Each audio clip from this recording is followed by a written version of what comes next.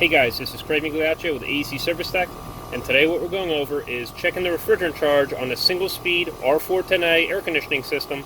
We're hooked up to the outdoor unit known as the condenser, and this system has a thermostatic expansion valve as the metering device at the indoor coil. So here's the question: should you check the superheat on this system if it has a TXV? The answer is yes, you should, but we are still going to be checking the refrigerant charge level using the subcooling method, taken on the high side gauge, and we're measuring pressure right here on the small liquid line, and we're also reading our actual temperature on that liquid line.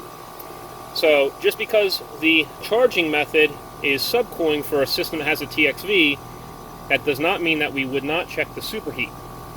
You always want to check the superheat because you may have a liquid line restriction problem or another, maybe an airflow problem or something like that, and you also want to make sure that the TXV is doing its job properly. So the job of the TXV is to maintain the correct amount of superheat across the evaporator coil. So that's usually around 10 to 14 degrees of superheat across that evaporator coil. I'm going to show you how to measure the superheat and also the subcooling on this system.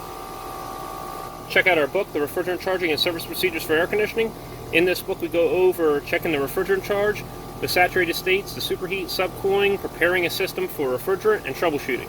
You can check out the full outline over at acservicetech.com.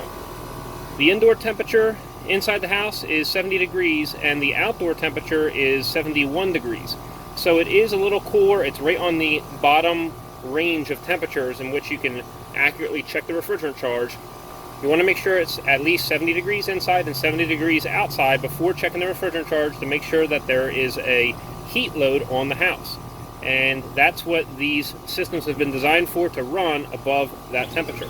We need to wait 5 to 10 minutes of actual run time to allow the TXV to settle in to having a accurate superheat across that evaporator coil. If you try to check it within the first couple minutes, your subcooling is going to be changing, your temperature is going to be changing, and your pressure is going to be changing. So you really need to wait 5 to 10 minutes before checking the refrigerant charge. And that goes for a TXV or a piston.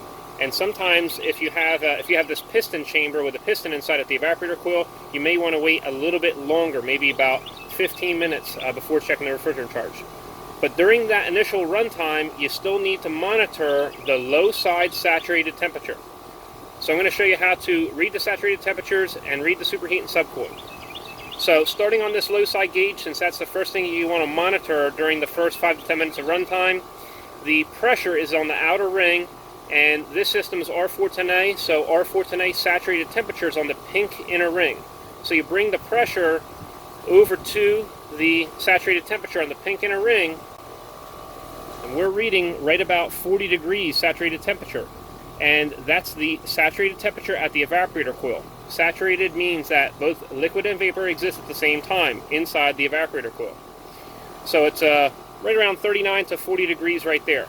So if we were going to check the superheat of this system, we see that it's 53 degrees on the actual line right here, and this temperature sensor is out of the sun, and it is not being really affected by that outdoor temperature, so it's accurately reading the suction line temperature. So now we're reading about 52 degrees. We take 52 minus 39, and we're left with about 13 degrees of superheat.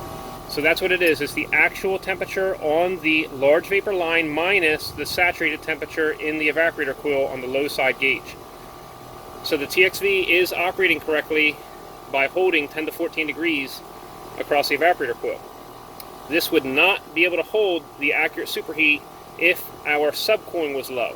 So let's go ahead and switch over to subcooling, which is the refrigerant charging method for a single speed outdoor condensing unit, and also 2-speed units that are in the 2nd speed.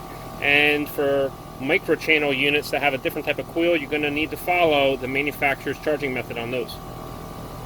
So we have our pressure on our outer ring. We bring that into our pink inner ring, and we're reading 89 degrees as a saturated temperature on the high side line. So we take 89 degrees and we minus 74.5, and we have 15.5 degrees of subcooling.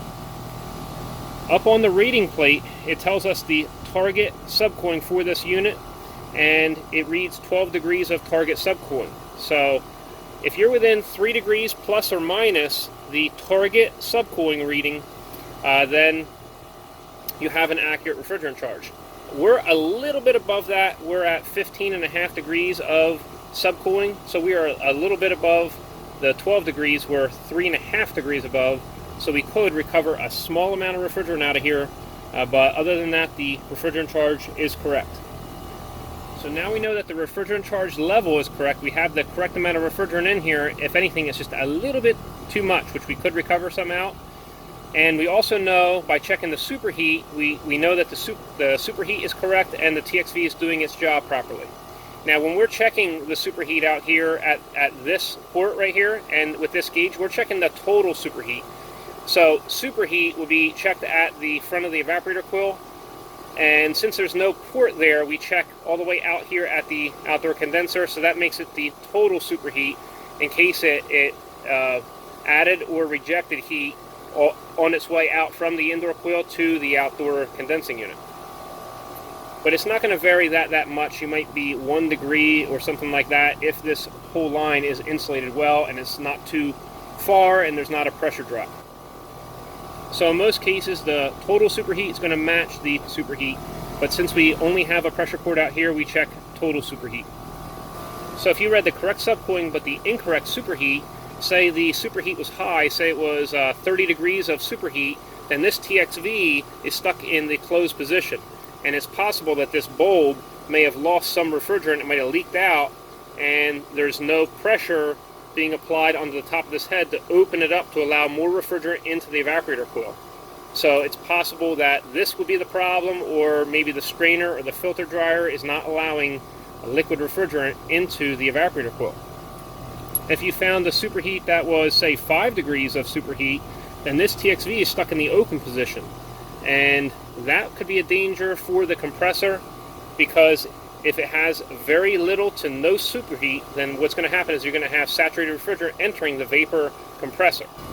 But usually when a TXV fails, it's failing in the more closed position, and you have a high superheat typically when a TXV fails. But once again, you should always monitor the superheat even when the subcooling method is the correct charging method. Check out our book, The Refrigerant Charging and Service Procedures for Air Conditioning. We have the full outline posted over at the website at acservicetech.com. Hope you enjoyed yourself, and we'll see you next time at AC Service Tech channel.